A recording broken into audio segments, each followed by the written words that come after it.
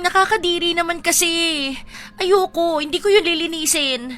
Baka naman madala yun ng pagbuhos-buhos lang. Yak!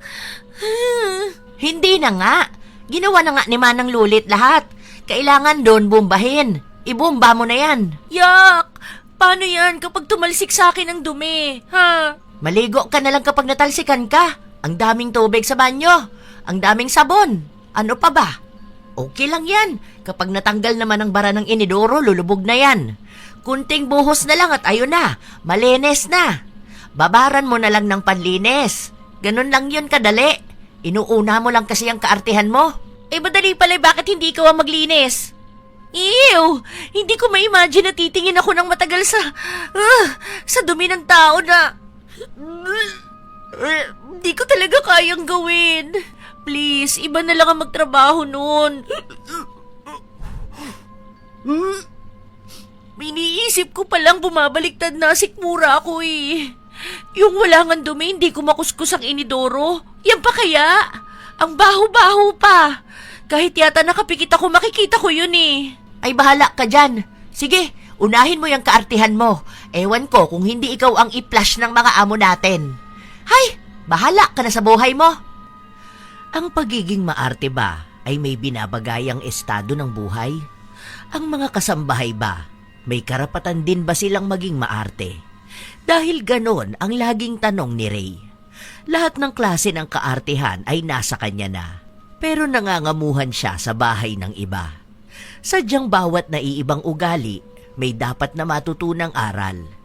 Ano kaya ang para sa maarte na kasambahay?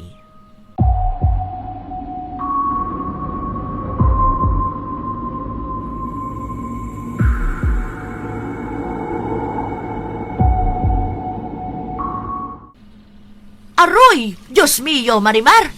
Ano ka ba naman, Re? Ano yan? Ha? Bakit? Pag sabi mo maghugas tayo ng plato, di ba? Anong tayo? Ikaw lang, oy! Yaya ako dito, no? Ang nililinisan ko lang yung gamit ng alaga ko. Saka seryoso ka ba talaga na maghuhugas ka lang ng plato? Ay bakit naman nakagwantis ka na, nakapismas ka pa? At ano ba yan? Parang nakakaputi ka pa ata. Para hindi masira yung mga kamay ko. Kakapaayos ko lang din kasi ng kuko ko eh. Akala ko pa naman dalawa tayong maghuhugas ng plato. Kasi andyan ka na kanina. Akala ko ikaw yung magsasabon, ako yung magbabanlaw. Gaano ba karami yung nakikita mong hugasin, ha? Mukha ba tayong nagtatrabaho sa karinderya para paghatian ang hugasin?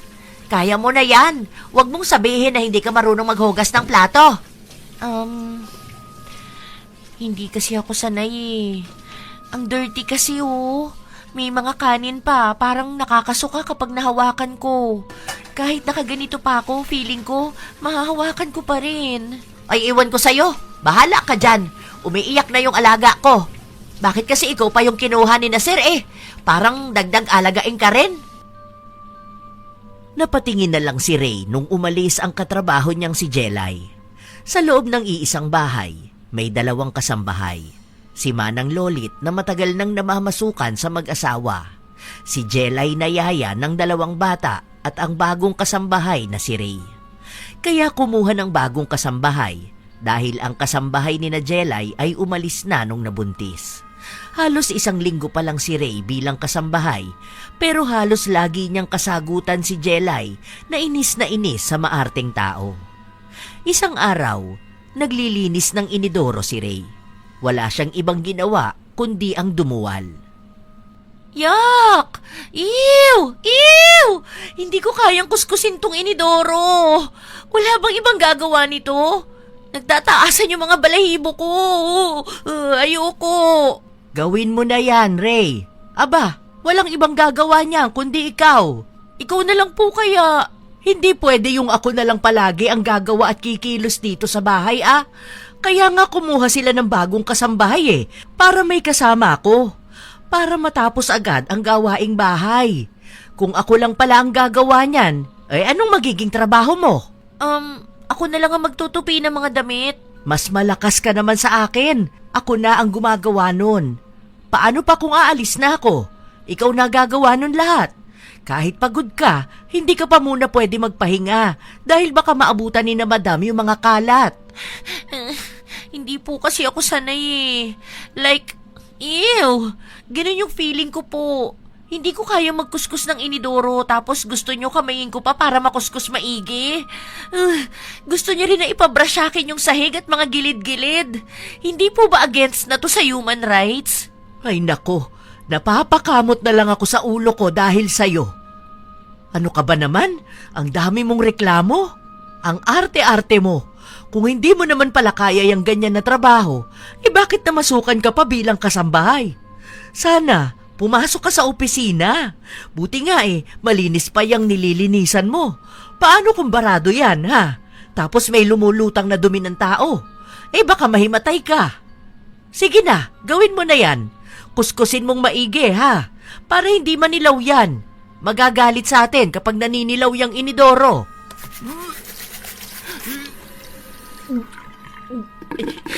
Hindi ko po talaga kaya. Bumabaliktad ang sikmura ko. Yak! Kaya mo yan. Hindi ka naman anak ng amo. Bawasan mo yung pagiging maarte. Ilang beses pang dumuwal si Ray habang kinukuskos ang inidoro.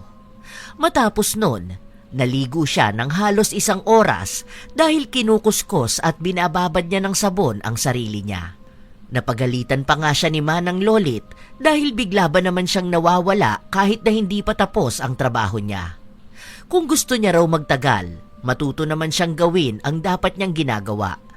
Kung paiirali niya ang kaartehan niya, mas mabuti pang umuwi na lang siya sa bahay nila at magpakaprinsesa roon. Ayaw niya naman. Hindi pa rin alam ng mga kasama niya kung ano bang dahilan kaya doon siya namasukan. Kung mukha namang wala siyang alam sa gawaing bahay. Minsan pa, wala si Manang Lolit. Yun kasi ang araw na wala siyang pasok, kaya umuwi siya sa pamilya niya. Kay Jelay naiwan ang lahat ng trabaho. Be, yung mga labahe ng 2 alaga ko, pauna na yon ha kapag natapos ka dyan sa ginagawa mo. Hoy, bilisan mo naman dyan. Please, ayokong minamadali ako.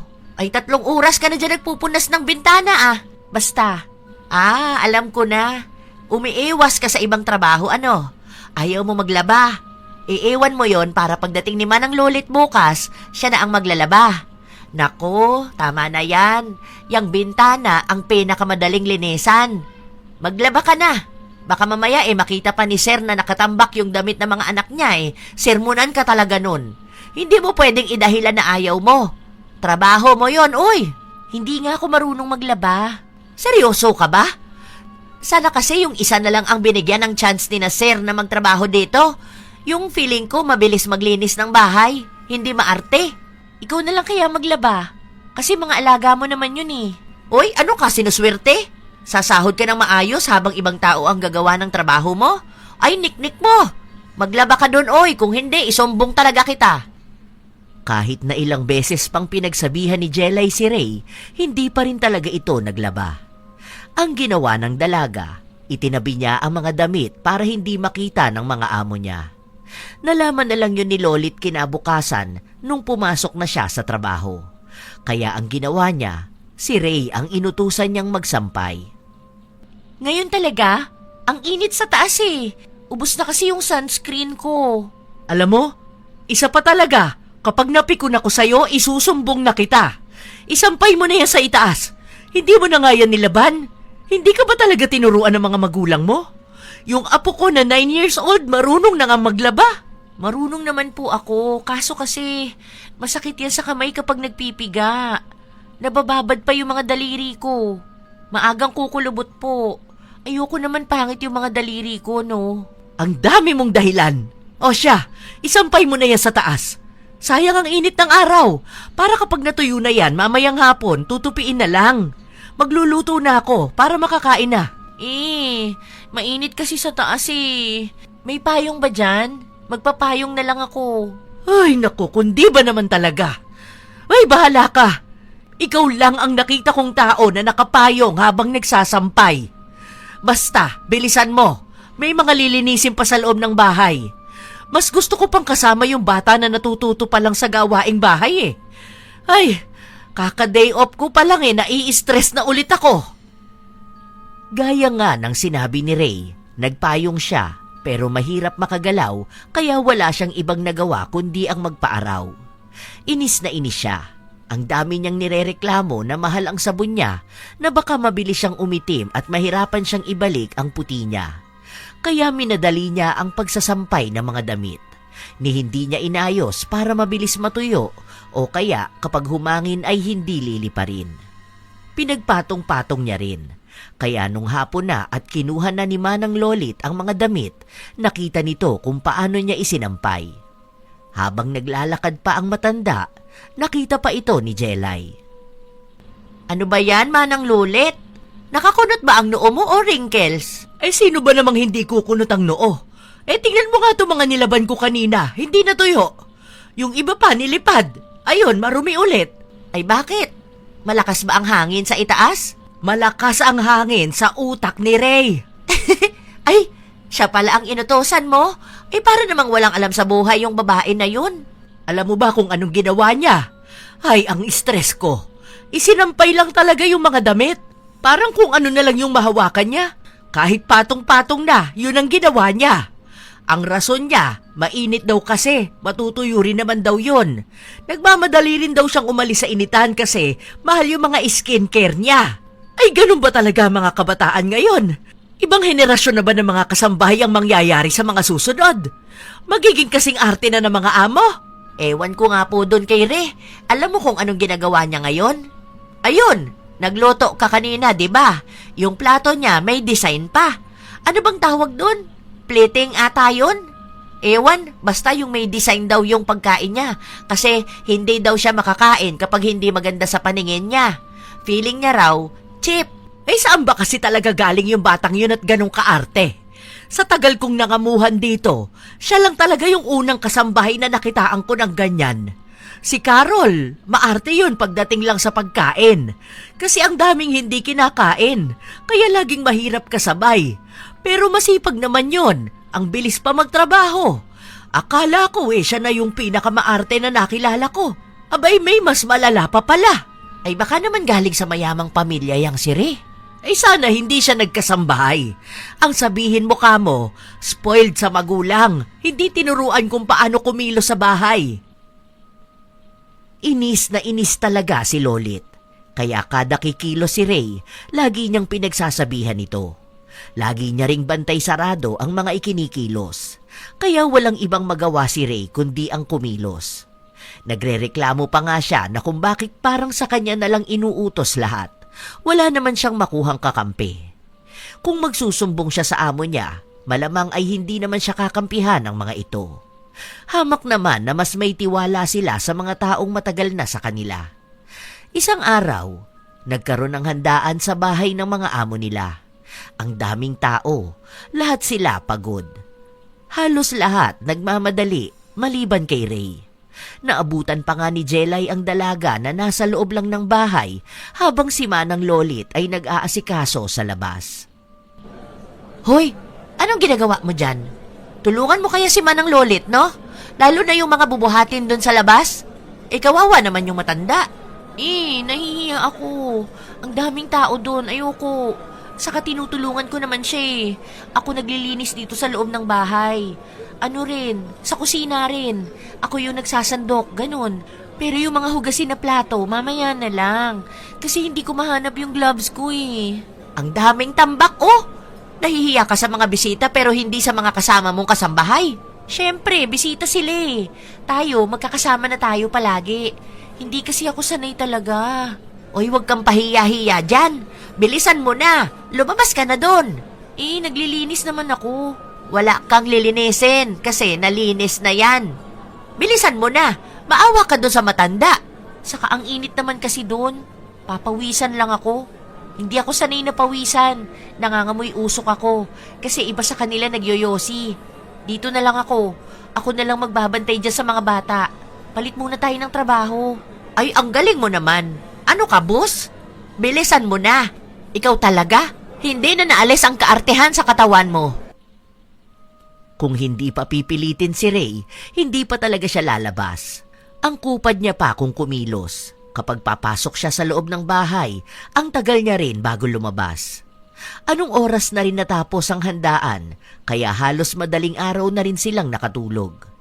Mabuti na lang sinabi sa kanila na kahit na tanghali na sila gumising at magtrabaho, bilang pakonsuelo na lang din sa nakuhang oras nila na dapat ay nagpapahinga na sila. Kinabukasan, maagang nagising si Ray dahil nga maliligo siya. Halos 1 oras pa naman siya kung maligo. Hindi lang yon, kung ano-ano rin ang nilalagay niya sa katawan niya. Kaya ang arte mo masyado kung ano-ano yung pinapahid mo. Baka mamaya niyan ayaw mo na naman kumilos. Maglilinis lang naman ako ng room ni na sir mamaya, no?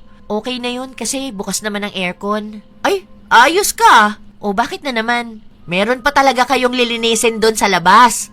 Ang dami pang kalat. May mga suka pa nga nung mga nag-inom. Ew, no. Hindi ko lilinisin yun, no? Ang baho na nga ng amoy ng alak. What more pa kaya kung... Ew! Ayoko isipin. Naduduwal ako. Ay, sinong maglilinis nun? Si Sir? Si Manang Lolit. Ay, sorry ka. Wala siya. Ha? Saan siya nagpunta? Sinama siya ni Madam. Umalis sila. Ay, iwan ko kung saan sila nagpunta pero kasama rin yung mga bata. O di tayong dalawa lang nandito. Di ikaw na lang maglinis nun. Ay, wow, ang galing mo naman. Sorry ka, pero day off ko ngayon. Mga bata lang ang inaalagaan ko, oy. Aalis din ako ngayon, no? Nakita mo ba maliligo na nga ako? Mag-isa ka lang maiiwan kaya wala kang choice kundi maglinis. Sinabi na ni Sir na gusto nila pag uwi nila mamaya, malinis na yung sa labas. Sabihin ko na lang kinulang oras ko. Kasi nga naglinis pa ako ng buong bahay. Ay bahala ka, hindi naman ako ang pagagalitan Ikaw naman, baka mawalan ka pa ng trabaho niyan. Sinubukan pa ng dalaga na pakiusapan si Jelay na tulungan siyang maglinis, pero hindi ito pumayag. Nakatanggap din ng tawag si Ray sa amo nila na unahin nga niyang linisin yung mga kalat sa labas para pag uwi nila ay malinis na lahat. Kahit nga raw bukas na lang niya linisan ang bahay at kwarto. Wala na siyang ibang pagpipilian. Hindi naman niya pwedeng basta tanggihan ang mga amo niya. Kaya nga siya naroon dahil sa kanila. Inuna ni Ray na kunin ang mga bote ng alak. Diring-diri siya kung maghawak. Kada makakaamoy rin siya ng ayaw niya, naduduwal siya. Hanggang sa kailangan na niyang linisin ang mga kalat ng suka.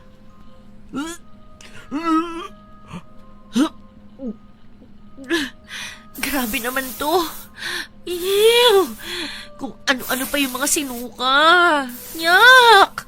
Ang baho pa. Kinikilabutan ako. Ew! Ew! Ew! Yun lang ang laging bukang bibig ng dalaga. Nung nalinis na niya lahat, naligo ulit siya. Kinuskos ang sarili niya ng halos 3 niyang sabon para lang maalis ang pandidiri niya. Sa mga lumipas na araw, ang dami niyang kaartehan na minsan ay hindi na kinakaya ng mga katrabaho niya. Mabuti na lang mabait sila, kaya hindi siya sinusumbong. Nauutusan naman siya, pero kailangan pang takutin o kaya ay bantayan. Ang maganda lang sa ugali niya ay hindi siya maramot, hindi siya dugyot sa gamit, hindi siya magnanakaw. Sadyang nasobrahan lang sa pagiging maarte. Isang araw, habang naglilinis sila ng bahay, huminto siya para maglagay ng make-up. Ay, Diyos ko po! Naisipan mo pa talagang mag-make-up? Nagre-retouch lang po ako. Medyo naging oily po kasi dahil napawisan. Okay na, game na. Okay pa naman po yung kilay ko, no? Pantay siya banda rito sa may dulo. Hindi ko tuloy alam kung maiinis ba ako sa'yo o matatawa. Hindi ka bagay maging kasambahay. Maghanap ka kaya ng ibang trabaho, ano? Yung bagay sana sa kaartehan mo. Bagay naman din po dito kasi laging naka-aircon. Huwag niyo na lang po akong uutusan sa labas. Ay buti na lang pinaalala mo. Ikaw ang mamalengke mamaya, ah? Hindi ako marunong. Ayoko rin po. Anong ayaw mo? Hindi pwede na ayaw mo. Samahan mo ko. Hindi ako marunong mag-commute. Or mag-book na lang ako ng Grab. Hoy, be! 8 minutes lang nasa palengke ka na. Pagtawid mo dyan, maghintay ka ng jeep, makikita mo agad yon. Maraming bumabiyahe nun. Ang arte ha? Grabe talaga. 13 pesos lang ang jeep. Gusto mo pa magbayad ng magkano? Hindi kasi ako sanay na makipagsiksikan Mainit din sa labas. Yung mga tao na kasama ko, hindi ko naman sila kilala. Buti sana kung mag-isa lang ako sa jeep. Mas napapagod pa kung ipaliwanag sa'yo ang buhay kaysa magtrabaho maghapon dito sa bahay. Basta, ikaw ang pupunta sa palengke. Matanda ka na. Paano ka matututo niyan kung puro kaartehan ang ginagawa mo? Kung hindi ka naturuan ng mga magulang mo, ay sige, kami na ang magtuturo sa'yo. Hayaan mo, ililista ko naman kung anong bibilhin mo eh. Magtipid ka ha. Matuto kang humanap ng mura at tumawad. What's tawad? Sorry.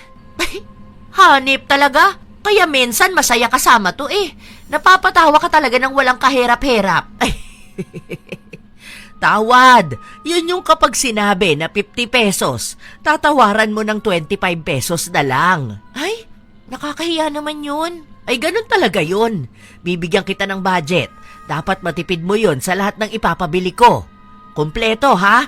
Maayos. Huwag kang bibili ng bilasan na isda. Oo nga.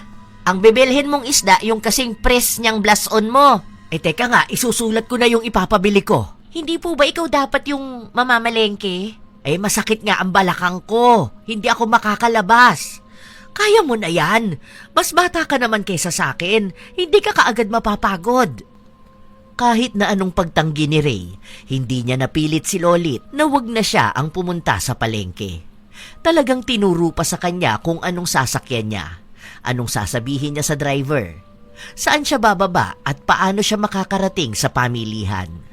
Kahit na simpleng utos lang ang pinapagawa sa kanya, hirap na hirap siyang gawin ang mga yon. Ang daming pinapahanap sa kanya na kailangan niya pang itanong sa mga tindera kung ano yon, kung saan mabibili o makikita. Sumasakit na ang ulo niya pero kailangan niyang matapos lahat. Ginawa niya rin ang utos sa kanya na tumawad siya kada bibili siya. Nilulunok na lang niya ang kahihiyan na yon.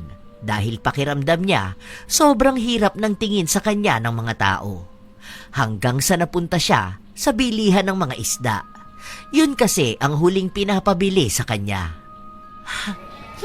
Ang baho naman dito. Yak! Ew, ang lansa. Hindi ko na kaya. San ba rito yung galunggong? Ito na lang. Bahala na sila, hindi na ako maghahanap sa iba. Baho! Ew! Ayoko hawakan yan. Yung tindera na lang ang papipiliin ko. Hindi na talaga kaya ng sikmura ko. Akala niya maayos na ang lahat. Pero nung nakauwi na siya, sira na pala ang isda na binigay sa kanya ng tindera. Hindi niya yun nakita dahil umalis naman agad siya pagkatapos ibigay sa kanya. Hindi ka ba talaga marunong tumingin ng sariwa? Tingnan mo nga, may amoy na rin to. Huwag niyo naman pong itabi sa akin na parang maghahalikan na kami ng isda. Kadiri naman po yan. Yak! Anong yak ka dyan? Kinakain to. Sige, linisan mo na lang yung isda. What? Pati ba naman paglilinis ng isda ako pa rin? No! Kadiri yan, no? Ew! Hawakan pa nga lang yan, nasusuka na ako. Ay wala kang choice, kasi iluluto ko yan mamaya. May pinapaayos sa akin si madam. Ako na lang po gagawa nun. Hindi, gawin mo yan. Ayusin mo yung paglilinis ng isda, ha?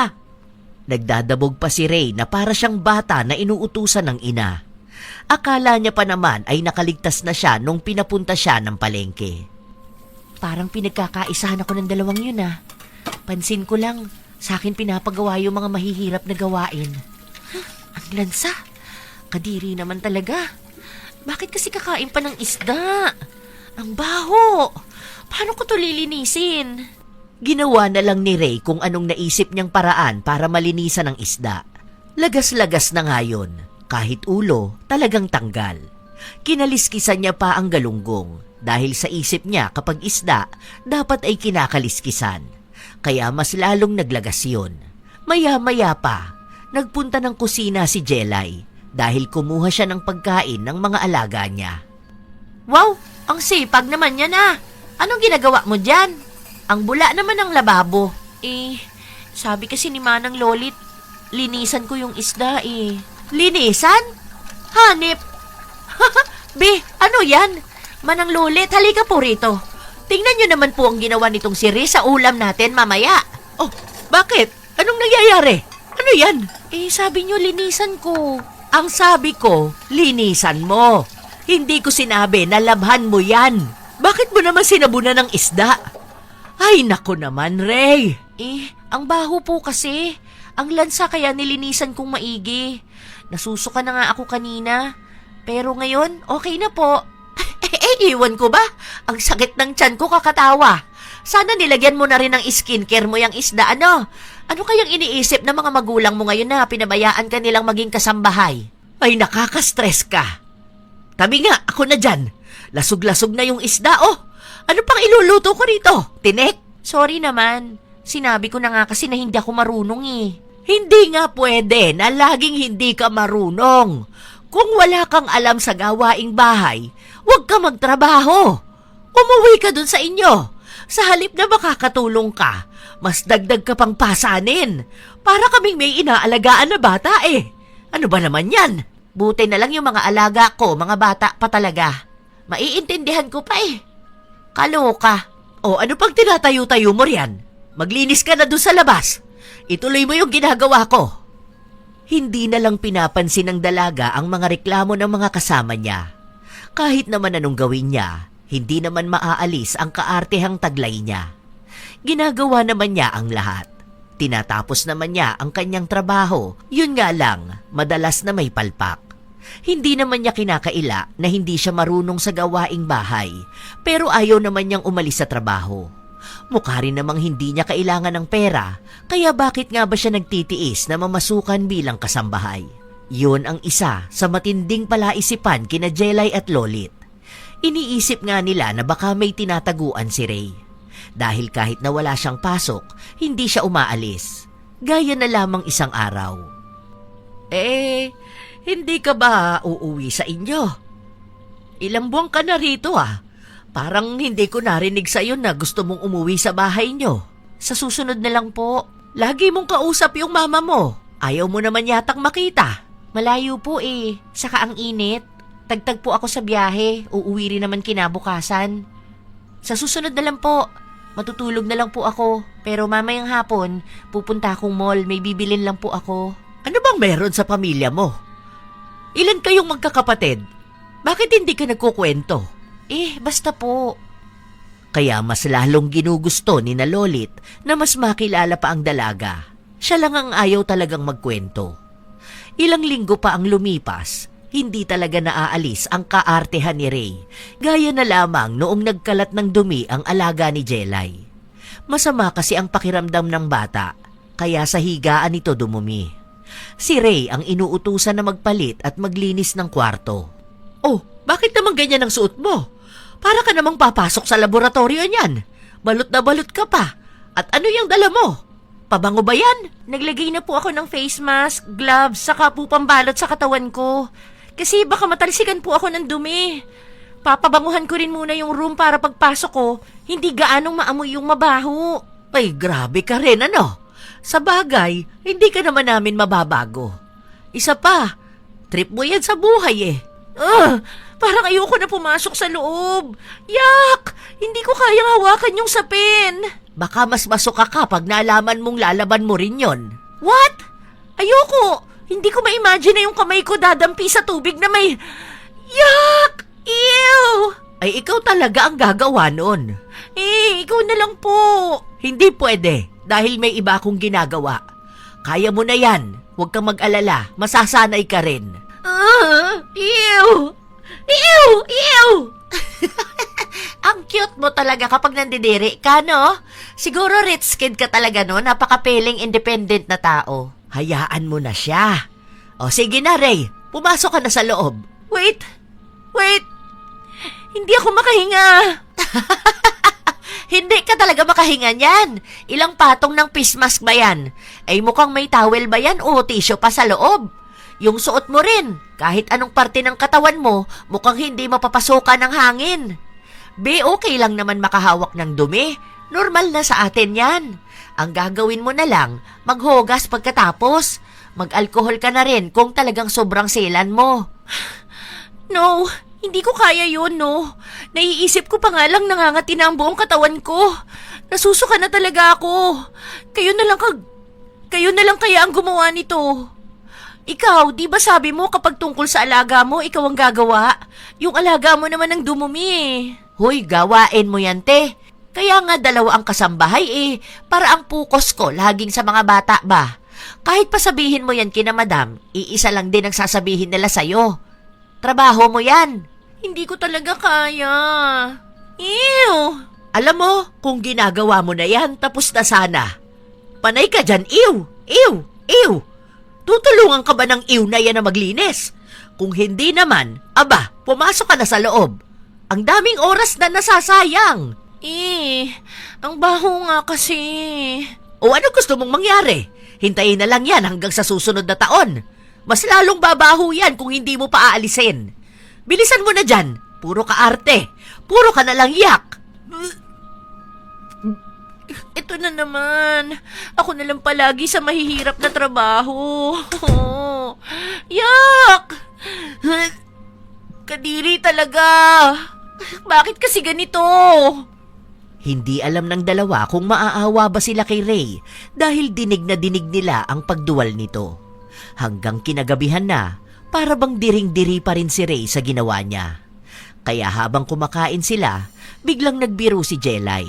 Sakto pa naman na itlog ang ulam nila. Malasadong itlog oh. Naaalala mo ba yung nilinis mo kanina, Ray? Ew! Bakit naman pinapaalala mo pa? Kadiri ka naman. Grabe naman yung kaartehan mo, be. Kwentuhan lang ito, naduduwal ka na dyan. Ay partida niyan wala pa akong sinasabi na kung ano-ano ha. Paano kasi hindi mandidiri yung tao? Alam mo naman na kumakain na nga. Nangingilabot na naman ako oh. Parang bumabaliktad yung sikmura ko. Kadiri talaga. Yak! Huwag niyo na nga akong paglilinisin ng ganun ha. Ew! Tae. Ano ka ba? Tama na nga. Tama na yan, Jelay. Baka magkasakit pa yan kapag hindi nakakain. Huwag mo nang pagtripan. Bakit ba sobrang arte mo? Malamang, babae ako. Anong tingin mo sa amin ni Manang Lulit? Mukha ba kaming lalaki? Grabe ka ah. May jowa nga ako I mean, kayo kasi sanay na. Ayun na nga. Kami sanay na. Ibig sabihin lang nun, masasanay ka rin. Kaya simula ngayon, lahat ng pandidirihan mo, yon ang gagawin mo. Hala, maawa naman kayo sa akin ha. Para namang pinaparusahan niyo ko. Tinuturuan ka lang, hindi yun parusa, no? Isa pa, paano kung nasa ibang bahay ka? Ikaw lang mag-isa at yung amo mo sobrang dugyot, ha? Paano ka na niyan? Maduduwal ka na lang palagi. Paano kung narinig ka niya? Malalagot ka pa sa kanila. Naalala ko nga nun yung dati kong amo. Yung napkin niya hindi niya tinatapon. Talagang iniipon niya lang sa banyo. Kung hindi ko pa kukunin, wala. Nakatiwangwang lang doon. Ibang lahi din kasi yun Nangingitim na nga yung dugo sa napkin Isa pa sa malala, grabe yung kadugyutan niya. Nakatiwangwang talaga kahit na ano. Kahit pa may langaw. May mga maliliit na uod minsan yung ulam sa misa. Kaya hindi ako kumakain ng binibigay niya. Hey, tumigil ka na nga. Ang baboy naman ng kwento mo. Nasa harapan talaga tayo ng pagkain Dapat kapag ganito, hindi tayo nag-uusap ng mga hindi magaganda o kaya mga nakakadiri. Nagsasabi lang siya ng karanasan niya. Dahil kahit naman ako noon, ganun din. Bata pa lang ako, nangangamuhan na kami ng nanay ko. Sinasama niya ako. May iba pa nga, mas malala. Lalo na kapag may matanda kayong kasama. Kahit kumakain ka pa ng nakakamay, kapag tumae yon, lilinisin mo talaga. Yak! Ano ba? O nakita mo na, usapan pa lang hindi mo na kaya. Hindi ka tatagal sa ganitong trabaho. May ganyan din akong karanasan sa matanda.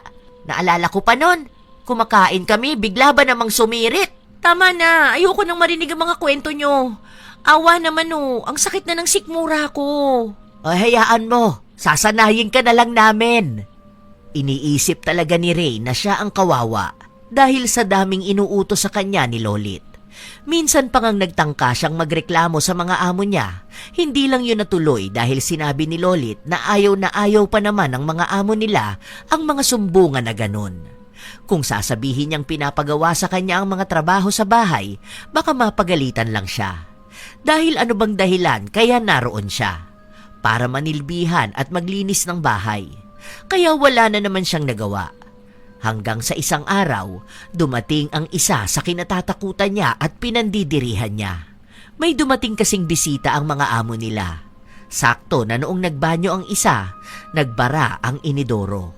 Hindi lumulubog ang dumi, kaya walang ibang kailangang gawin kundi ang linisin yon hanggang sa mawala ang bara.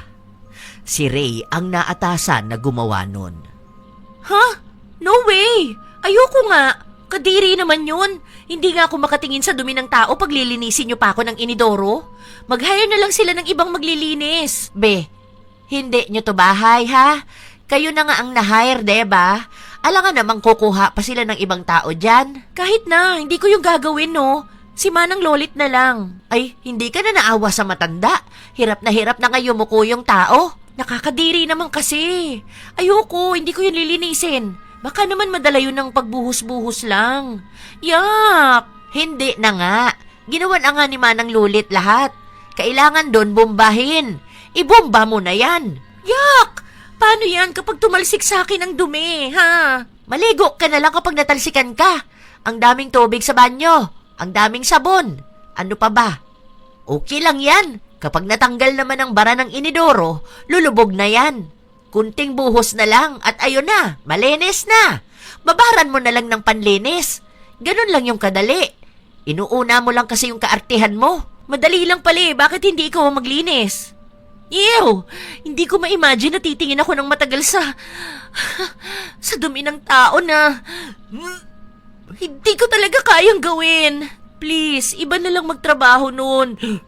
Iniisip ko palang bumabaliktad na sikmura ako eh. Yung wala nga dumi, hindi ko makuskus yung inidoro. Yan pa kaya? Ang baho-baho pa. Kahit yata nakapikit ako, makikita ko yun eh. Ay bahala ka dyan. Sige, unahin mo yung kaartihan mo. Iwan ko kung hindi ikaw ang iplas ng mga amo natin. Ay bahala ka na sa buhay mo. Hindi ko talaga kaya. Ay hindi ko na kasalanan yon. Ganyan talaga ang buhay kasambahay. Kahit na anong isipin ni Ray, hindi niya talaga magawang linisin ang inidoro na may dumi ng tao. Pero kahit na anong pagmamatigas niya, siya pa rin ang nag-iisang tao na tinuturo na maglinis. Sinabi pa nga na sana raw bago umuwi ang mga amo nila ay tapos na yon. Natanggal na ang bara at nalinis na ang banyo. Ang ginawa na lang ni Ray, binalot niya ang katawan ng kapote. Naglagay pa ng pangharang sa mukha niya. Halos 5 patong ng face mask. Meron din siyang suot na bota at gloves. Natawa na nga lang ang dalawa niyang kasama pero hinayaan na siya. Kung yun ang paraan niya para matapos ang trabaho niya, pabayaan na lang siya. Halos 1 oras din ang inabot niya sa loob. Mangilang beses siyang narinig na tumitili dahil sa pandidiri, lalo na kapag may tumatalsik na tubig sa kanya. Nagawa niya naman matanggal ang bara ng inidoro at malinis ang buong banyo. Pero matapos nun, nilagnat siya kinabukasan. Hindi siya nakapagtrabaho dahil doon. Habang nagpapahinga siya, dinalan siya ni Jelay ng pagkain. Thank you. Ano to? Tikman mo. Ang sarap ah. Sakto, may sabaw. Si Manang Lolit ang nagluto? Oo, siya lang naman ang marunong magluto. Ay, marunong ako pero hindi kasing sarap niya magluto. Ano nga to? Yang mukha mo para namang kakaiba to. No way, hindi naman to palaka, no? Hindi naman. Pero, sinigang na puit ng manok. What? Ano ka ba naman? Yak! Bakit mo naman ako pakakainin ng puwet ng manok?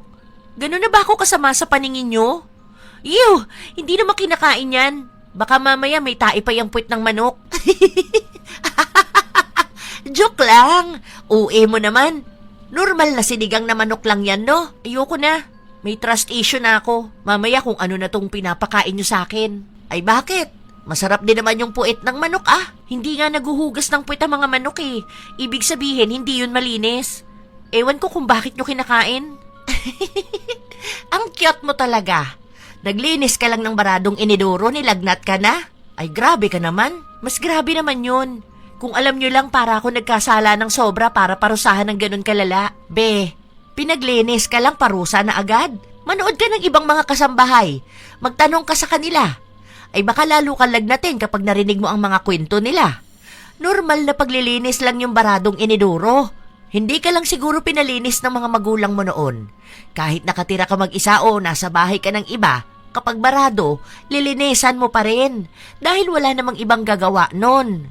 Kahit na, Natalsikan pa ako ng tubig. Hanggang ngayon, ramdam ko pa yun, oh. Ayan, tingnan mo, namumula to. Kasi kinuskus ko talaga yan eh. Diyan napunta yung tumalsik galing sa inidoro. Okay lang yan. Malayo sa bituka. Sige na, pahinga ka na at kawawa ka naman eh. Baka sabihin mo na wala kaming puso.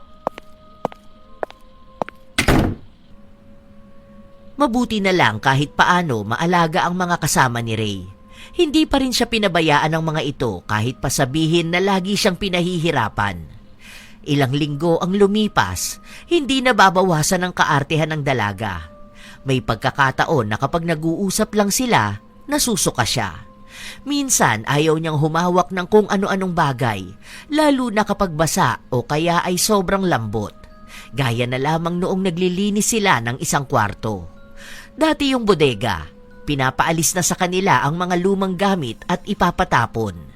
Ililipat din yung ibang gamit sa kabilang kwarto. Gagawin na kasi yung tulugan ng isa sa mga bata. Paghihiwalayin na sila ng kwartong magkapatid. Habang naglilinis sila, may nakita silang patay na daga. Mukhang matagal na yon dahil tuyo na rin. Ray, damputin mo yung daga. Oh, anong gagawin ko? Oy, alangan namang halik-halikan mo. Malamang itatapon mo. Ha? Baka magkasakit ako kapag hinawakan ko yan. Kaya ka nga may suot na gloves, di ba? Ilagay mo sa plastic at unahin mong itapon doon sa labas. Ay, isabay mo na rin yung ibang mga basura. Ayusin mo yung paghawak mo sa mga basura, ha? Oh, ayan. Nako, ayan na nga, nalaglag na. Nagkalat na naman. Ay, nako, sinasabi ko naman sa'yo, Ray. It's not my fault naman po, no? Ay, sinong may kasalanan? Yung daga. Butot balat na nga lang yan eh. Baka mas lalo ka maduwal dyan kung may uod pa yan na malalaki. Paghahawakin niyo po ako kasi ng basura. Saka, ang iyo naman noon kung may uod tapos kukunin mo. Ay aba, ganun talaga yon. Kung hindi mo kukunin, mabubulok lalo at mangangamoy. Buti nga yan maliit lang eh. Kaya siguro hindi rin maamoy sa labas. Hindi rin naman kasi binubuksan tong kwarto na to. Kahit na po, ang iyak pa rin po nun ah. Pulutin ko na lang to isa-isa. Hindi naman butas yung plastic, saka lipat ko rito sa medyo malaki para hindi punong-puno yung hahawakan ko. Yak! Tingnan mo, pupulutin mo nga lang nakapilantik pa yung mga daliri mo. Hay, nagpapatagal ka ng ginagawa natin. Ayusin mo kasi, hawakan mo maigi. Ganito. Ayan, higpitan mo. Kaya nga 5 ang daliri para gamitin lahat kapag hahawak ka. Hindi yung 2 daliri lang. Abay, mahuhulog talaga yan. Yak! Yak! Nakakadiri! Ayoko na! Yak! Paduwal-duwal ka pa dyan. Ayusin mo para hindi magkalat. Baka mamaya niyan dun mo pa yan mahulog sa sala. Sinasabi ko sa'yo, ipapalinis ko talaga sa'yo lahat yan ang nakakamay lang. Bilisan mo! Marami pa tayong aayusin. Ay, dagdag stress pa talaga. Halos maghapon na silang gumagawa sa kwarto na yon. Hindi pa rin maayos ang paghawak ni Ray sa mga basura. Pakiramdam niya kasi ay sobrang dumi raw ng mga yon. Parang may mga mikrobyo na umaakyat sa katawan niya. Baka daw magkasakit ulit siya. Panay naman ang daldal ni Lolit. Natapos naman din nila yon, kaso nga lang, inabot sila ng hanggang gabi. Dapat mabilis lang yon kung hindi sila umuulit ng linis kada may malalaglag na basura si Ray.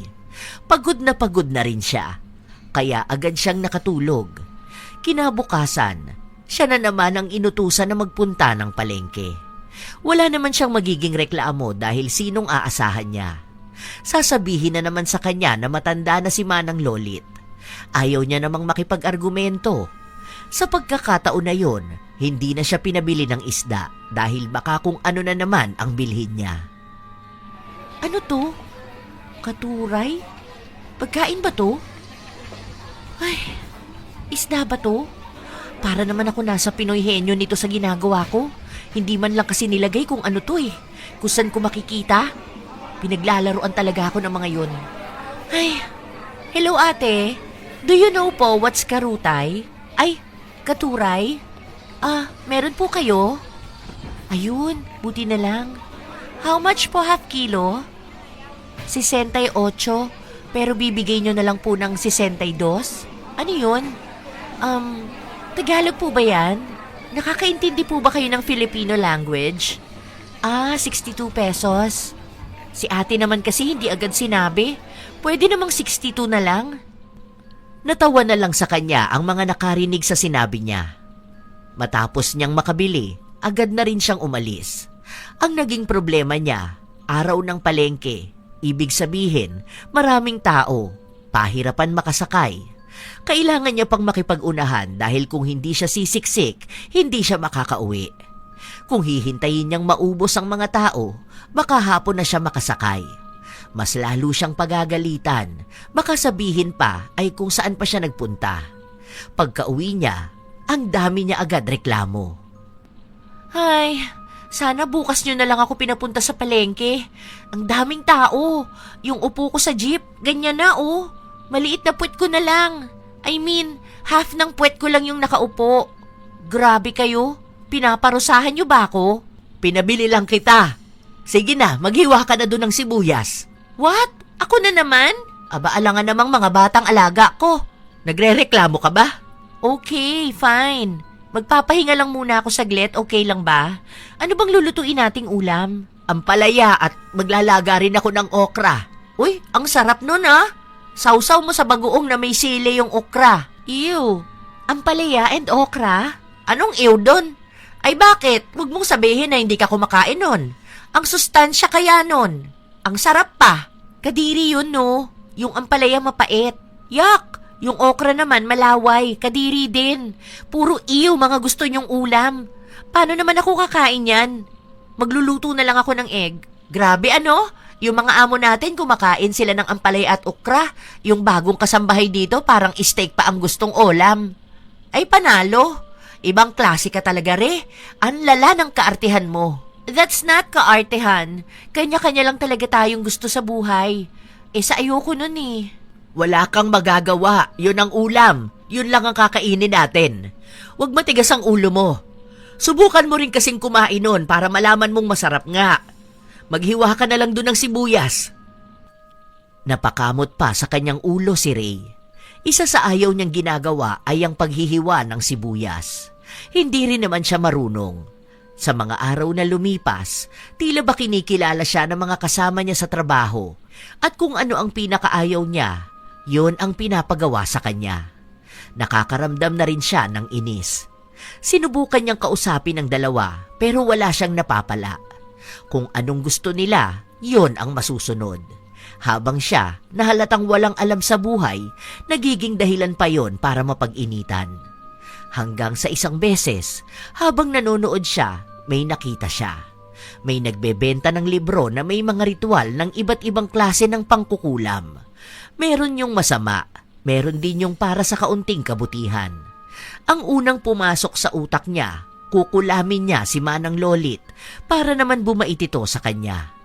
May nabasa kasi siyang ritual daw doon para maging mabait sa'yo ang isang tao. Ang gusto niya lang naman ay umayos ang pakikitungo ng dalawa sa kanya. Iisang tao lang muna ang dapat niyang gawa ng ritual dahil nga sa baguhan pa siya at natatakot din siya. Akala niya nung ginawa niya ang ritual ay walang mangyayari dahil inabot pa nga ng halos 1 buwan bago yun umepekto. Nalaman na lang niya isang araw nung hindi na siya pinipilit ni Manang Lolit na gawin ang ayaw niya.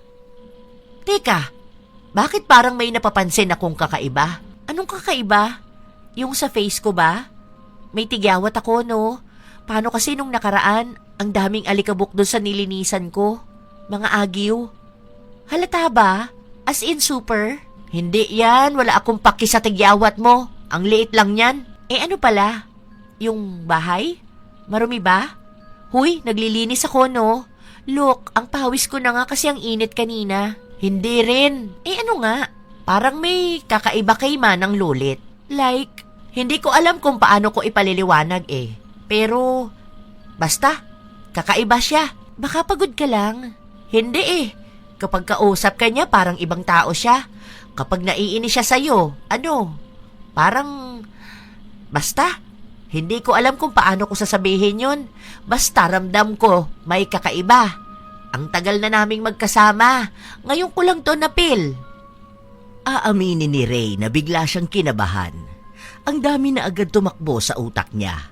Kung nalaman na ba ni Jelay o nagkakaroon lang din ng kutob.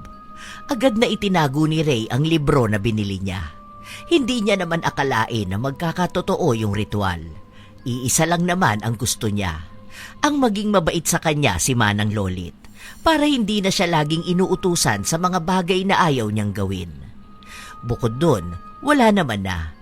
Iniisip niyang walang mali dahil hindi naman niya binigyan ng sakit ang matanda. Sa mga sumunod na araw na lumipas, mabait nga sa kanya si Manang Lolit. Sinubukan niya pa nung maglilinis siya ng inidoro na pinakaayaw nga niya sa lahat. "Huwag ka na dyan, Ray. Ikaw na lang ang maglinis doon sa labas ng bahay. Magdilig ka na lang din ng halaman." Sure po ba kayo dyan? "Oo, sige na." Ay bakit po, Manang Lolit? Di ba dapat si Rena ang gagawa niyan dahil hindi nga po kayo gaanong makatagal nakaupo? Ang sakit kamo ng balakang niyo nung nakaraan. "Kaya ko pa naman, saka nakakaawa tong bata na to." Ha? Naaawa kayo sa kanya? I mean, opo, nakakaawa naman siya, kaso trabaho niya yan eh. Pansin ko, parang lahat ng mahihirap na trabaho, kinukuha nyo na. Parang yung mga madadali pinagagawa nyo kay Re. Hindi ba parang may something? Hindi na ba pwedeng maging mabait sa akin si Manang Lolit? Pwede naman, pero hindi ganyan. Iba na kasi ang matatanda.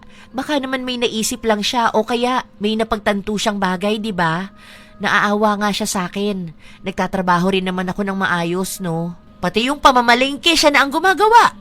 Kasi nga hindi ako marunong. Ilang beses na akong bumili. Yung mga nabibili ko mali-mali naman. Kung hindi nyo sasabihin na mali, luma o kaya may mas maganda pa. Hindi ako pumipili. Di ba kapag ako yung nasa palengke, ang dami mong puna?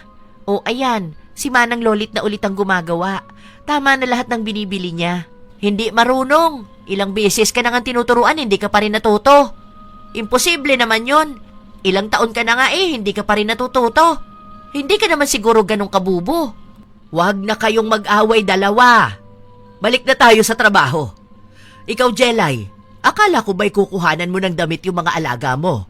Baka mamaya dumating si Nasir maabutan na parang ang aasim ng mga bata." Oo nga, huwag ka kasi sa trabaho ng ibang tao nakatingin. May trabaho kang pansarili mo, di ba? Kasi nga, hindi ako kumbinsido sa mga nangyayari. Wala ngang ibang nangyayari. Huwag ka na mag-overthink, okay? Game na. Work na tayo.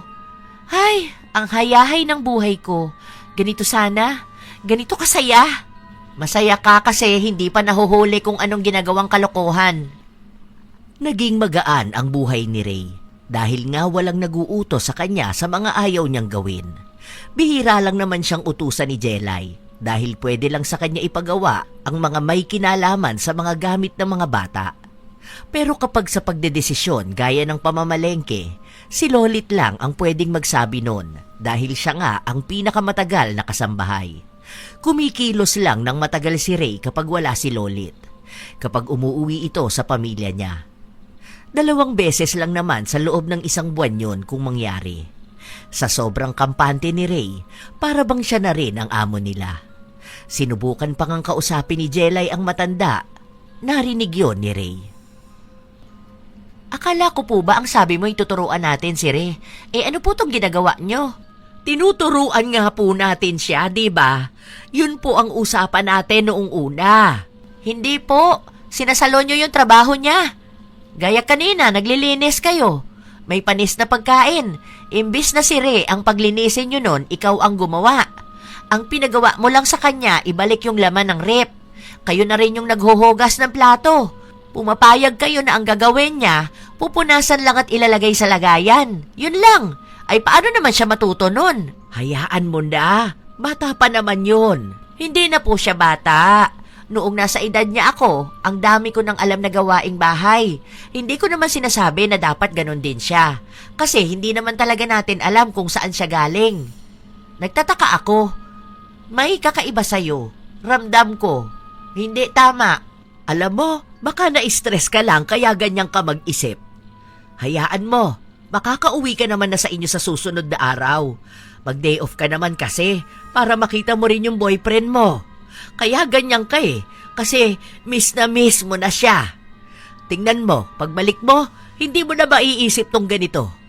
Hayaan na natin si Ray. Napapangiti pa ang dalaga nung narinig niya ang mga sinabi ni Lolit. Madalas kasi na kapag siya ang laman ng usapan, talagang naiinis sa kanya ang matanda. Kung ano-anong sinasabi tungkol sa pagiging maarte niya. Pero nung umepekto na ang kulam ng pagpapaamo kay Lolit, ipinagtanggol na siya nito. Kahit na anong sabihin ng matanda kay Jelay, hindi niya talaga tinatanggap na wala lang yon. Kapag ramdam niyang may kakaiba, alam niya talaga na may kakaiba. Hanggang sa isang araw, Anong ginagawa mo? Bakit mo kinakalkal yung gamit ko? Ano ba? Umalis ka nga dyan. Ginugulo mo lang yan eh. Katutupi ko lang. Ano to? Anong ibig sabihin nito, ha? Akin na nga yan. Huwag mo kang pakialaman yan. Ay, ano ba yan? Hindi ko to ibibigay sa'yo. Kaya pala may kakaiba akong nararamdaman ay gumagamit ka pala nito, ha? Saan mo naman to nakuha? Akin na kasi yan eh. Ibalik mo yan sa akin. Pag ikaw ba pinakailaman ko yung gamit mo, matutuwa ka? Ginamit mo to kay Manang Lolit, ano? Kaya ang bait niya sa'yo eh dahil kinukola mo siya. Masama ang mambintang, ha? Bumait nga sa akin yung tao eh. Pagsasabihan mo pa ako ng ano, nakulam na yan. Wala akong alam dyan. Kung wala kang alam, mas lalong hindi ko to ibabalik sa'yo. Akin na nga kasi yan eh. Gamit ko yan. Itong hawak mo, gamit lang naman to sa pangkokolam.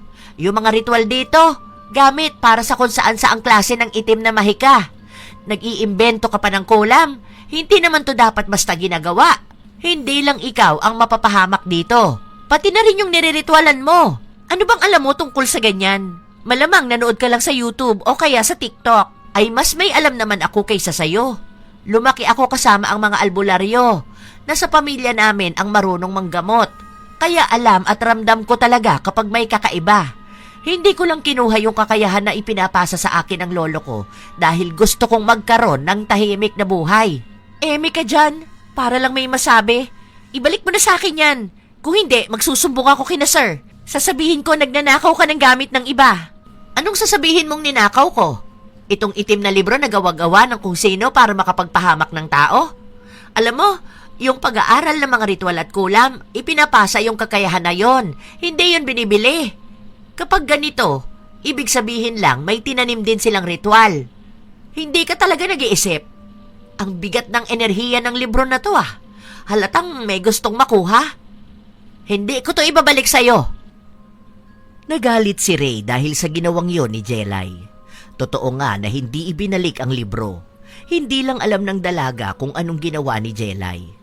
Kung sinira niya ba o dinala sa kung saan. Ang mahalaga, hindi pa rin nagbabago ang ugali ni Manang Lolit. Mabait pa rin ito sa kanya. Ngunit hindi nagtagal, nagkaroon ng problema. Nagiging mainitin na ang ulo ni Manang Lolit. Minsan, bigla siyang nagagalit. May pagkakataon naman na pinapagawa niya kay Ray ang kung ano-anong mga bagay. Kapag galit ang matanda, hindi niya napipigilan ang sarili niya. Kaya maging ang mga amo nila, natatakot na sa inaasta niya. Nababahala si Jelay dahil maaaring maging dahilan pa yon para mawala ng trabaho ang matanda. Pero kay Ray, wala lang yon. Iniisip niya na baka bumabalik na ang ugali ni Manang Lolit, kaya bumili ulit siya ng libro. Ibang ritual naman ang ginawa niya, pero tungkol pa rin sa pagpapaamo. Ngunit sa halip na maging maayos, mas lumala pa. Hindi mo ba nakikita yung mga kalat, ha? Yak! Ano po yan? Hahawakan ko? Yak pala! Oh, ayan! Ihilamos mo yan sa pagmumukha mo! Aray ko! Ang arte-arte mo! Wala kang ibang ginawa kundi magreklamo! Hindi ka na natuto sa buhay mo! Nakakapanakit na ang matanda, hindi lang kay Ray kundi pati sa mga amo nila. Kaya napilitan ng mga ito na paalisin na lang sa trabaho ang matanda. Hindi na rin daw sila kukuha ng ibang kasambahay, kaya lahat ng kilos si Ray na ang gagawa. Wala na siyang ibang pagpipilian dahil hindi naman siya pwedeng tulungan ni Jelay. Lagi kasi itong abala sa mga alaga niyang bata. Hindi rin naman sila nagkakausap ng maayos. Laging natataranta si Ray. Hindi siya marunong magluto. Hindi niya alam kung paano siya maglilinis ng banyo habang nagwawali sa sala habang ginagawa ang utos ng mga amo niya. Siya na rin ang naglalaba, nagsasampay at lahat ng klase ng gawain na hindi niya inakalang gagawin niya. Nakakapagod yun. Halos buong araw siyang gumagalaw. Hindi gaya nung kasama niya si Manang Lolit. Kahit pasabihin na pinapagawa sa kanya ang mga nakakadiring bagay, may pahinga pa rin siya dahil may nakaalalay sa mga gawaing bahay. Sinubukan niya pang kausapin ang amo niya na baka raw pwedeng magdagdag ng kasambahay pero ayaw na nila. Kaya naghanap ng ritual si Ray sa libro na binili niya. Tumitingin siya roon kung paano niya mapapapayag ang isang tao sa gusto niya. Ngunit bago siya makapagsagawa ng ritual, nahuli na naman siya ni Jelay.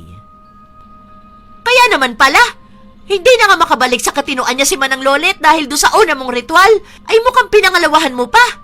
Hindi ka man lang ba naawa sa tao? Nawala ng trabaho dahil sa'yo. Hindi lang yun. Hanggang ngayon, bit-bit niya yung kung ano mang itim na mahik ang ginawa mo sa kanya. Kanino mo naman uulitin, ha? Ito, para mapapayag sa gusto mo? Kinamadam naman to. Bakit ba ang hilig mong makialam? Akin na nga yan. Pangalawang libro mo na to. Maawa ka naman sa mga tao. Huwag mong sabihin na kapag kinuha ko to, ay papangatluhan mo pa. Bakit mo kasi kukunin yan? Akin yan eh. Hindi ka ba tinuruan na huwag mong kukunin ng hindi iyo? Akala ko ba marami kang alam sa buhay, ha? Bakit pati yun hindi mo pa alam? Ibigay mo yan sa akin, ano ba? Akin kasi yan. Hindi, to sa'yo. Wala kang pag-aari dito. Sa ginagawa mo, ikaw ang mahihirapan sa huli. Kapag na-addict ka sa paggawa ng ritual sa ibang tao, unti-unti lang ding mawawala ang kaluluwa mo.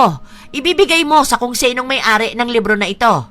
Walang ibang may-ari ng libro na yan kundi ako. Ibigay mo na kasi yan. Bakit? Ikaw bang mahihirapan, ha? Ay kasalanan ko ba kung bakit ka nahihirapan ngayon? Ay di ba ikaw naman ang may dahilan nun? Hindi ako papayag na madadamay ang mga amo natin dahil baka mawalan pa ako ng trabaho dahil sa ginagawa mo. Ay kasalanan mo yan. Bakit kasi ang arte mo? Kilala mo ba ako para sabihin yan? Hindi. Pero ang pagkakaalam ko, kaya sumisiksik ka rito dahil pinalayas ka ng magulang mo. Ay bakit nga ba? Dahil bumagsak ka sa exam. Nagtatago ka rito para hindi ka maging kahihiyan sa kanila. Ano pa bang dahilan mo ko doon? Nagpupumilit kang kaya mo. Nagmamataas ka sa mga magulang mo. Hindi mo nga kaya. Sa halip na matuto ka, ang ginagawa mo, yung mga tao sa paligid mo, ang gusto mo mag-adjust. Hindi ganon. Kaya pala ayaw mo magkwento tungkol sa mga magulang mo.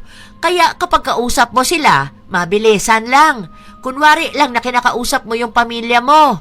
Huwag kang umasta dyan na parang kilala mo na talaga ang pagkatao ko. Hindi pa ba sapat itong ginagawa mo para makilala kita? Eh sino bang matinong tao ang maninira ng buhay dahil lang sa tinuturuan siya sa buhay? Ang bait na nga ni Manang Lolit. Napagtyagaan ka na nga niya sa sobrang arte mo. Ganito pa, pinagsabihan na kita. Pinangalawahan mo pa talaga. Hindi pa nga natapos yung sa una meron na naman. Sa ibang tao pa ulit. Wala ka bang awa, ha? Kayo yung hindi naaawa sa akin. Ay paanong kami? Pinagtutulungan nyo naman talaga ako Yung paglilinis ng kubeta, alam nyong ayoko nun. Kapag may pagkain, pinipilit nyong yun din ang kainin ko kahit na ayoko. Kapag may nakakadiring lilinisin, ako pa rin ang gagawa. Lahat na lang ako. Pati yung pagsasampay sa initan, laging ako kahit na kaya nyo naman yun. Be, ano bang trabaho mo? Kasambahay ka. Kahit kanino ka magtanong na tao, hindi ka pwedeng maging maarte kapag kasambahay ka lang. Pwede kung may kaunti kang selan dahil minsan may mga tao talaga na ayaw yung isang bagay o isang pagkain. Pero hindi yun ganyan ka-uwi sa'yo. Yung pagiging maarte mo, pang-amo na. Oh, ngayon wala kang kasama. Ikaw rin ang gumagawa lahat. Dahil yun naman dapat. Yun lang ang tinuturo sa'yo. Kung hindi ka kasambahay, hindi ka naman paglilinisin Ito yung trabaho na pinasok mo. Malamang ito yung gagawin mo. Kapag sinabi ng amo mo na linisin mo yung nagkalat na tae, ay pwede kang masuka, maduwal, mag-inarte, pero hindi mo pwedeng isisi sa iba kung bakit ikaw ang pinaglilinis. Tandaan mo nagbabayad sila para sa serbisyo mo. Kung ayaw mo maglinis ng marumi, umalis ka. Huwag kang manira ng buhay ng taong gusto lang magtrabaho. Tama nga, hindi lang gawaing bahay ang nakalimutan ng mga magulang mong ituro sa'yo. Nakalimutan ka rin nilang disiplinahin. Gusto mo maging independent pero ganyan ka? Paano kung nakatira kang mag-isa sa isang bahay na inuupahan mo? Yung sahod mo sakto para buhayin lang ang sarili mo. Paano ka maglilinis? Paano ka mamamalingke? Paano kapag barado ang inidoro? Magha-hire ka ng kasambahay? Ganun ba? Hindi yun pagiging independent. Wala akong pake sa mga sinasabi mo. Ibalik mo sa akin yan. Hindi. Ayoko. Ayokong pati trabaho ko madamay sa kalokohan mo. Huwag mo na tong pangatluhan. Ako na ang nagsasabi sa'yo, Re. Ikaw lang ang loge. Kahit na anong sabihin ni Jelay, hindi pa rin nakikinig ang dalaga. Bumili na naman siya sa pangatlong pagkakataon.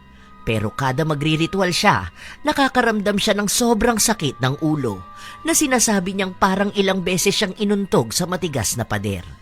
Minsan pa, hindi niya natatapos ang ritual dahil naghahalo na ang mga letra. Wala na siyang maintindihan pa.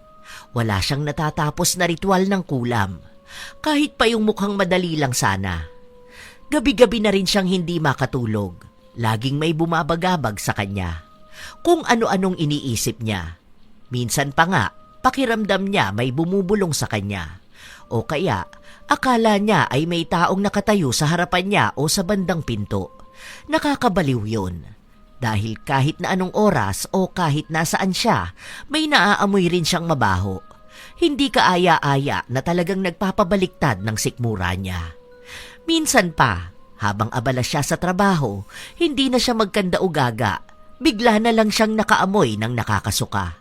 Kahit din anong hawakan niya, para bang malambot na bagay na nakakadiri. Ang baho!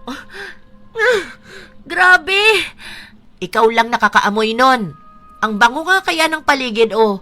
Kung may mabaho niyan, malamang nagrereklamo ng mga alaga ko.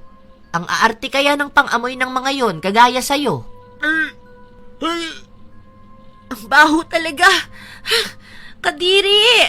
Ikaw nga lang ang nakakaamoy. Ay malay ba namin dyan? Kanina ganyan ka rin. Yung sinigang na baboy, sabi mo, lasang bulok, kaya nasuka ka bigla. Alam mo, mukhang hindi na yan normal. Ayoko na. Yan ang sinasabi ko sa'yo. Kinukula mo ko, no? Kakaiba yung amoy. Nalalasahan ko. Kadiri! Aba, wala akong ginagawa sa'yo, no? Bakit naman kita kukulamin? Ano namang mapapala ko doon? Alam mo kung bakit ganyan ka? Ay malamang sa malamang dahil sa ginagawa mo. Ano, bumili ka na naman ng libro. Yon ang sabi ko sa'yo. Hindi ka kasi naniniwala sa akin. Ano ba? Huwag mo nga akong pagbintangan. Hindi ako nang bibintang. Nagsasabi ako ng kung ano yung alam ko. Wala ka nang maluloko. Hindi ako. At mas lalong hindi ang katotohanan. Alam mo kung bakit ganyan? Inuunti-unti kang singilin ang ginagawa mo. Tandaan mo ha, hindi mo kakampi ang itim na kapangyarihan. Kalaban sila na nagpapanggap lang na mabuti sa'yo para maibigay ang gusto mo, habang kinukuha naman nila ang gusto nila. Hindi ka kasi nakikinig sa akin. Kung sana, tinanggap mo na lang ang mali mo noong una, hindi na aabot sa ganito. Alam mo bang, hirap na hirap ang lolo ko na alisin ang kulam kay Manang Lolet. Mabuti na lang nagawang pa ng paraan. Okay na siya, pero nagpapahinga muna dahil ang laking enerhiya ang nawala sa kanya. Hindi ko na kaya yung baho. Nakakadiri. Wala naman kaming magagawa dyan. Gusto mo yan di ba? Ni ayaw mo ngang aminin ang mali mo. Ni ayaw mong humingi ng tawad. Sa halip na magbago ka ng pag-uugali at kelos, anong ginawa mo?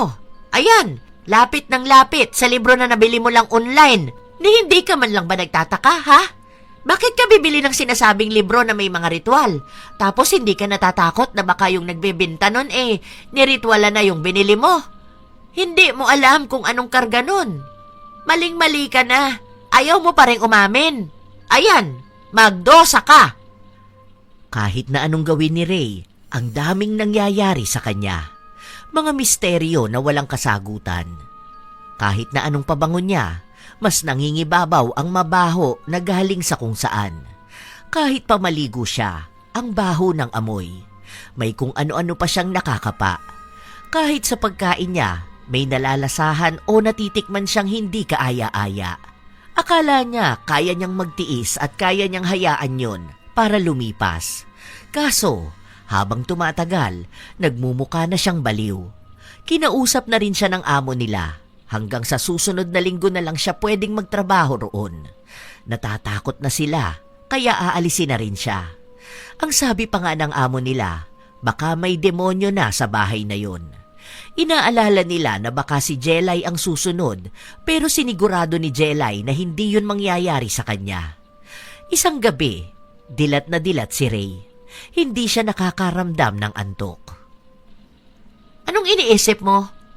Kung ako sa'yo, susuko na ako sa liwanag. Hindi mo yan malalabanan ng ikaw lang mag-isa. Hindi ka rin makakahanap ng tulong kung hindi mo alam kung anong mali mo. Hindi ko na alam kung anong gagawin ko. Alam na alam mo. Ayaw mo lang tanggapin na yon ang dapat mong gawin. Bahala ka. Kahit na umalis ka rito, dahil nga matatanggalan ka na ng trabaho, hindi ka pa rin tatantanan ng kung anong itim na mahika na bumabalot sa pagkatao mo. Tulungan mo ko, please. Hindi ka dapat sa akin humihingi ng tulong. Hindi naman ako ang pinakamakapangyarihan sa lahat. Sa kanya ka sumuko, wag sa akin. Pero sana, magbago ka na talaga ng tuluyan. Alamin mo muna lahat ng mali mo. Wala kang dapat palampasin na may paninisi sa iba. Habang kaya mo pa at may oras ka pa. Yun ang naging dahilan kaya unti-unting inisip ni Ray ang mga mali niyang nagawa. Hindi lang kina Jelay o Manang Lolit, kundi maging sa pamilya niya. Matigas kasi ang ulo niya. Akala niya ay kaya niyang mabuhay nang walang tulong ng kanyang pamilya. Kung tutuusin, kaya naman niya pero maraming pagbabago ang haharapin niya. Gaya na nga lang ng sinabi sa kanya ni Jelay. Alam na niya kung saan siya susuko. Nagpunta siya ng simbahan. Isinuko niya ang libro na hawak niya. Talagang mataimtim siyang humihingi ng gabay sa liwanag. Lagi niya yung ginagawa. Hanggang sa unti-unti niyang nararamdaman ang paggaan ng katawan niya. Kasabay ng tila baliwanag na nagbibigay nga ng gabay sa kanya tungo sa pagbabago. Sa mga ginagawa niya, unti-unti niya ring binabago ang kanyang sarili. Tahimik niyang inaaral ang buhay. Kung paano magluto ng maayos, kung paano maglinis ng bahay, kung paano gawin ang mga ayaw niya. Tinitingnan yon bilang pagtanggap ng bagong siya, hindi bilang parusa. Noong sumapit na ang araw na paaalisin na siya, hindi na yun natuloy dahil nakita na nagiging maayos na siya. Kusa na niyang ginagawa ang trabaho niya nang walang pagrereklamo. Ilang araw lang ang lumipas, nakita na naman nila si Manang Lolit. Bumalik ito sa bahay dahil nga pinabalik ng mga amo nila. Manang Lolit, buti naman po at ayos na kayo. Kumusta naman po kayo? Sa awa ng Diyos, eto, maayos na rin kahit na paano. Ang tagal ko kayong hindi nakita ah. Medyo naninibago ako. Baka hindi na ako marunong magwalis niyan. Ikaw pa ba? Kahit nga nagluluto ka kayang-kaya mong maglaba. Yung isang kamay nagkukusot, yung isang kamay naggigisa. Grabe ka naman sa akin. Oh, Ray, kumusta ka naman? Ayos naman po ako. Marunong na po akong tumawad sa palengke. Kaya ko na rin pong maglinis ng isda. Baka Dove pa ang gamit mo panlinis ng isda ah? Hindi po ah. Marunong na talaga ako. Marunong na po yan. Grabe na yan, nakikipagtawaran na po siya sa palengke. Kinuwento niya sa akin, mas grabe pa kung tumawad sa inyo Ako na yung natatakot kasi kulang na lang hingiin na sa tindera. Ay buti naman kung ganon. May nakuhang aral sa akin. Ewan ko rin kung bakit ako pinabalik. Kaya naman pala ni Ray mag-isa. Kita ko nga ang linis naman ng bahay. Iba pa rin po kapag nandito kayo. Oo nga po pala. Gusto ko po mag-sorry sa inyo. Ha? Mag-sorry? Para saan? Sa pagiging matigas na ulo ko po noon. At lalo na po sa pagiging maarte ko. Ano ka ba? Wala na yun. Gusto ko lang naman noon na matuto ka na talaga sa buhay. Yung makikisabay ka sa agos ng mundo, hindi yung lagi kang maarte. Alam ko na pwede ka pa rin maging maarte, pero dapat matuto ka na minsan yung mga iw-iw sa atin. May maganda ring dulot. Gaya nung pag-iw-iw mo sa paglilinis ng inidoro. Para kung sakali sa susunod, kaya mo na yung gawin mag-isa. Mukha namang nakaya mo nga lalo na nung wala ako. Ang mahalaga sa akin, nakita kong natuto ka at kinaya mo. Ang galing mo nga eh. Salamat po. Mali lang po talaga ako ng akala. Kasi po akala ko noon, kapag sa akin nyo pinapagawa, pinagtitripan nyo ko. O kaya po pinaparusahan nyo ko. Parang gusto nyo ako nagagawa ng lahat ng mahihirap. Hindi Hindi naman lahat ng pagtuturo sa'yo ng mga bagay na hirap kang gawin ay parusa na. Minsan, paraan yon para mamulat ka o kaya ay matuto ka. Hindi habang buhay may ibang gagawa ng mga bagay na ayaw mong gawin. Darating din ang panahon na ikaw lang ang aasahan mo. Kapag marunong ka sa gawaing bahay, kahit saan ka magpunta, hindi ka mahihirapan. Kung hindi man yun na ituro sa'yo ng mga magulang mo, kami na lang ang gagawa nun. Kasi kawawa ka talaga kapag wala kang alam sa buhay. Yun na nga po. Ngayon, alam ko na para pala yun sa ikabubuti ko. Salamat po. Nagkaayos na silang lahat. Wala nang sama ng loob si Ray o kaya wala ring galit sa kanya si Lolit. Hindi naman nalaman ng matanda na nakulam siya. Ang akala niya noon ay pagod lang talaga siya at ang daming problema. Naging maayos din sina Jelay at Ray. Nagiging ate ni Ray ang katrabaho niya. Dito siya humihingi ng payo kapag kailangan niya. Kinausap na rin ni Ray ang mga magulang niya. Inayos niya ang relasyon niya sa mga ito. Pinapabalik na nga siya sa bahay nila pero ayaw muna ni Ray. Sinabi niyang tatapusin na lang muna niya ang taon bago siya uuwi sa kanila. Nag-iipon din daw kasi siya. Natuto rin siyang masayang magtrabaho para sa sarili. Noong minsan ngang pumunta siya sa bahay nila, nagulat ang mga magulang niyang marunong na siya sa gawaing bahay. Hindi na siya ganon kaarte. May mga bagay o pagkain lang talaga siyang pinaninindigan niyang ayaw niya. Pero hindi na siya gaya noon na lahat na lang ay puro kaartehan ang gagawin. Masaya ang mga magulang niyang natuto na siya at mas lalong masaya si Ray dahil kaya niya pala talagang matuto sa buhay. Lumipas ang ilan pang mga buwan hanggang sa huling linggo na lang ni Ray sa trabaho niya dahil uuwi na siya sa kanila at magpapatuloy na ng pag-aaral. Aalis si na ma'am at sir, kasama ang mga bata. 3 lang tayo. Akala ko ba off mo? Oo nga, pero hindi ako aalis. Dito muna ako, kasi last day mo na rin naman. Ngayon ba? Hindi po, sa susunod na araw pa. Parang excited naman si Jelay na umalis ako. Parang pinapaalis na ako eh. Sawa ka na ba sa pagmumukha ko? Ay, akala ko ngayon. Okay na yun. Sige, last day na tayong 3 lang maiiwan sa bahay. Alam nyo, dapat magparty tayo rito. Bili tayo ng lulutuin nating pang-ulam. Ay oo, sakto araw ng palengke ngayon. Wow, alam mo na Ngayon excited ka na sa araw ng palengke. Samantalang noon halos isumpa mo yung araw na ganito. Dati yun, kasi ngayon ang daming pwedeng mabili na mura lang. Tara na. Ay tika lang naman, excited yan. Masaya ang araw na yon para sa kanila. May halong lungkot dahil nga aalis na si Ray kung kailan nakasundo na nila ito. Pero alam naman nila na ganun ang buhay. Minsan, may papasok na bagong tao para lang makilala nila. Pwedeng sila ang baguhin ng tao na yon o sila ang babago sa tao na yon. Ang mahalaga naman ay kung ano ang natutunan nila sa isa't isa. Dahil sa buhay, aalis at aalis pa rin ang mga taong minsang naging mahalaga sa buhay natin. Nung araw na yon, nagpunta nga sila ng palengke. Wala silang ibang ginawa kundi ang tumawa dahil grabe nga kung tumawad si Ray. Oh, 60 na lang yan. Sige na, para namang hindi tayo laging nagkikita kapag bibili ng palamig sa labas ng simbahan eh. Hoy, grabe ka naman mambarat dyan. Nakakatuwa ka pala kasama mamalengke Dati tinuturuan lang kitang tumawad. Ngayon ay mas malakas ka pa sa akin tumawad Frenny naman kami nito eh. Favorite nga niya yung buko juice na maraming buko. Sige na, 70 na lang. O diba, bibigay niya rin. Salamat be ha. Yaan mo, hahanapin pa rin kita sa susunod para makatawad ako. Grabe ka na talaga. Ay, ano yun? Basa yung naapakan ko. Ew! Ay, ang arte naman. Ew! Ayoko kasi nung nababasa ang pa ako Kinikilabutan ako. Ay, ano ba yan? Bakit ngayon ko pa nalaman? Sana pala binabasa ko pa mo nun. Nasa palengke kasi tayo. Ayoko nababasa pa ako kapag nasa labas ako. Doon nga tayo. Yak! Piling ko tuloy nung nakilala ni Manang Lolit si Re. Nakita niya ang sarili niya. Nakita niya kung gaano kaarte. Ay, ano yun? May tumutulo naman dito sa tulda. Yak! Ang baho! Ew! Ah, kami lang pala maarte ha. Feeling ko lahat ng babae talaga maarte. Wala sa edad, wala sa estado. Ay, yak!